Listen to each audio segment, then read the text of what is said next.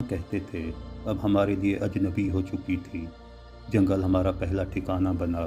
ہم درختوں کے پیچھے چھپے، آواز آتی تو سانس روک لیتے، بچے روتے تو منہ پر ہاتھ رکھ دیا جاتا کہ آواز باہر نہ جائے۔ ہم انسان نہیں رہے تھے، ہم شکار بن چکے تھے۔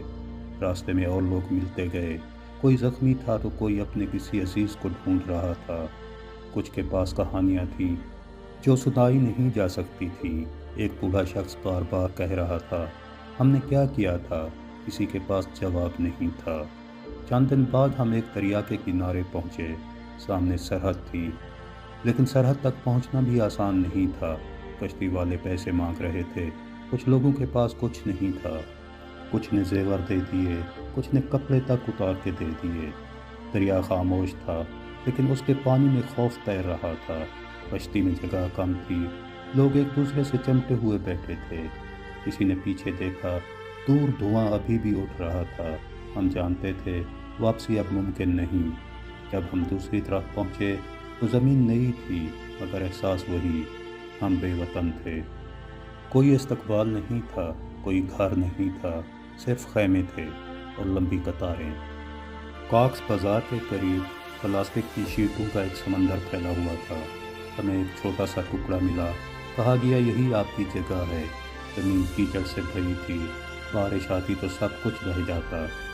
گرمی کی وجہ سے خیمہ تندور بن جاتا۔ ہم زندہ تھے، لیکن زندگی کہیں پیچھے رہ گئی تھی۔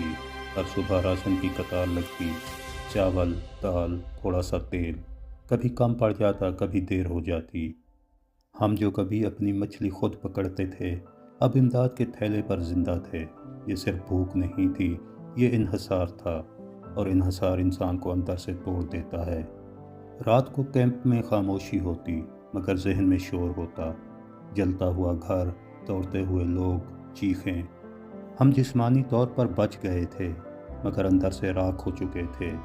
بچے پوچھتے ہم واپس کب جائیں گے؟ ہم کہتے جلد، لیکن ہمیں خود یقین نہیں تھا، کیونکہ واپسی صرف راستہ نہیں مانگتی، وہ قبولیت مانگتی ہے۔ اور جس ملک نے ہمیں شہری ماننے سے انکار کر دیا ہو، وہ ہمیں واپس کیسے قبول کرے گا؟ دن مہینوں میں بدلے، مہینے سالوں میں۔ کیمپ عارضی نہیں رہے، وہ ہماری نئی حقیقت بن گئے۔ کیمپ میں صبح سورج سے پہلے ہو جاتی تھی، نہ اذان کی وہ آزادی رہی، نہ سمندر کی لہروں کی آواز۔ یہاں صبح کا مطلب ہے قطار، راشن کی قطار، پانی کی قطار، زندہ رہنے کی قطار۔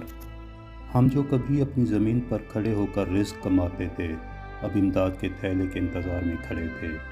چاول، دال، نمک، زندگی ان 3 لفظوں میں سمٹ گئی تھی۔ کبھی کبھی راشن کم پڑ جاتا، لوگوں کی آنکھوں میں غصہ نہیں ہوتا تھا، صرف تھکن ہوتی تھی، وہ تھکن جو بے بسی سے پیدا ہوتی۔ بارش آتی تو کیمپ کیچڑ میں بدل جاتا۔